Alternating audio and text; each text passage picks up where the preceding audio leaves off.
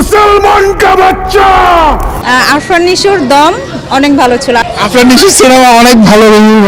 এই মাত্র পাওয়া তাজা খবর, সিনেমা হলে এসে দম সিনেমা দেখে ভক্তদের উদ্দেশ্যে একই বললেন পরীমণি।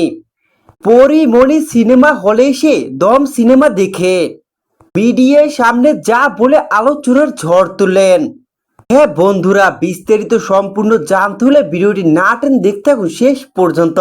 দম দম ভালো, দম সিনেমাটা দেখেছি, ভালোই ছিল। বাংলাদেশের প্রতিটি সিনেমা হলে একাই দাপট দেখাচ্ছে দম। ছবির নাম যেমন দম, তেমনি দম দেখাচ্ছে প্রতিটি সিনেমা হলে। দম সিনেমাকে প্রশংসার জোয়ারে ভাসাচ্ছেন ভক্তরা, সিনেমা দেখতে আসা দর্শকেরা। দম সিনেমাকে সবাই শীর্ষে রেখে প্রশংসায় ভাসাচ্ছেন। আফরান নিশো ও চঞ্চল চৌধুরী এর সাথে রয়েছে পূজা চেরি। তাদের অসাধারণ দুর্দান্ত অভিনয় সমস্ত ভক্তদের মন ছুঁয়ে গেছে। বিভিন্ন দৃশ্যে ব্যাকগ্রাউন্ড মিউজিক দর্শকদের কৌতূহল উত্তেজনা বাড়িয়েছে। ছবিতে আফরান নিশোর অভিনয় ভক্তদের দুর্দান্ত লেগেছে। মুসলমান কা বাচ্চা, আমি মরতেছি না। এক কথায় বলতে আফরান নিশো যে ফাটিয়ে দিয়েছে। যেখানে বিদেশের মাটিতে আফরান নিশো বন্দী, আর পাশেই রয়েছে চোখে কালো কাপড় দিয়ে আফরান নিশোকে বন্দি করে রেখেছে।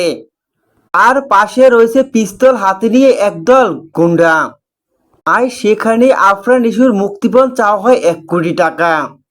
এমনই গা শিউরে ওঠা গল্পে ভরপুর সিনেমাটি। সেখানে যে অভিনয় করেছে আরফান নিশো, তার এই অভিনয়ে ভক্তদের মন ছুঁয়ে গেছে। তাই তো সমস্ত সিনেমাকে পিছনে ফেলে দম সিনেমা প্রতিটি সিনেমা হলে দাপট দেখাচ্ছে। তাই তো ভক্তদের শীর্ষে থাকা দম সিনেমা দেখতে এবার সিনেমা হলে হাজির হলেন পরীমণি। বাংলাদেশের সুন্দরী লাস্যময়ী নায়িকা পরীমণি এবার সিনেমা হলে এসে দম সিনেমা দেখে আরফান নিশোর দম সিনেমার পোস্টারের সাথে ছবি তোলেন পরীমণি।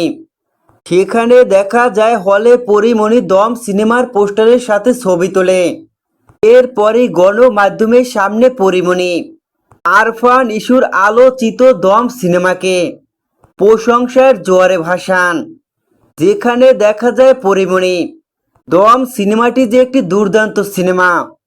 এভাবেই দেখা যায় পরীমণি দম সিনেমা দেখে মিডিয়ার সামনে প্রশংসা করেন।